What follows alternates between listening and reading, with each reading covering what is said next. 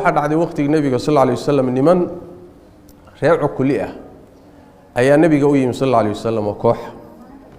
way islaameen marka magaalada Madiina yimaadeen way islaameen markii magaalada waxoogaa ay joogeen ayay ku xanuunsadeen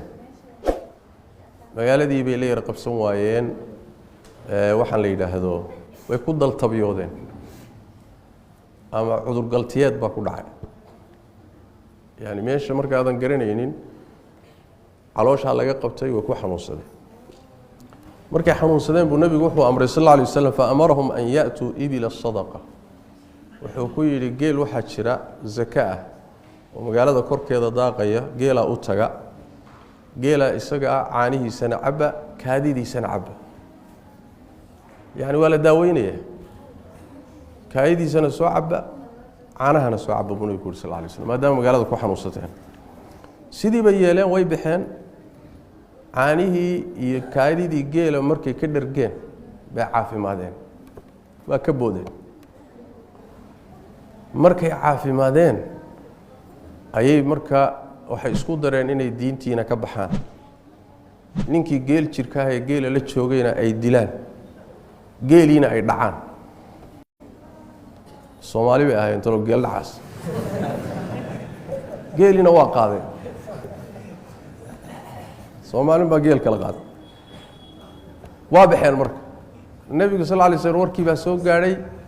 markiiba ciidan buu ka daba diray rag orod badan oo waxa jira Salawat ibn Akwa in la dhihi jiray oo fardaha ka dheereen jiro saxaabada kamid ah adigu ragii iyagoo geeli meel si wada laga daba tagay waa la soo qabtay waa la keenay soo qabtay nabiga loo keenay sallallahu alayhi wasallam geelina waa laga soo dhiciyay nabigu sallallahu alayhi wasallam marka wuxuu ciqaabay cuquubo wuxuu mariyay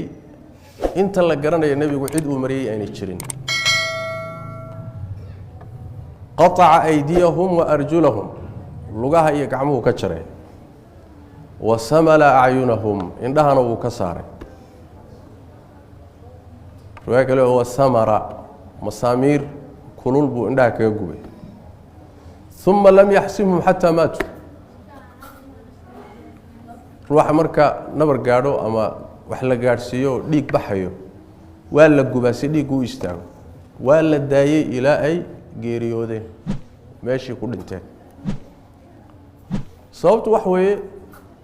dad wax layn kaliya ku gaabsaday sida looma ciqaabin dad ridda kaliya ku la yimidna sida looma ciqaabin laakiin mushkiladay sameeyeen wax weeyaan waxay isku dareen inta soo dambi oo ay kamid tahay dil iyo diinta ka bixeen iyo amniga khalkhal galiyeen markaasuu nabigu sallallahu alayhi wasallam sida ula dhaqay sidaas daraadeed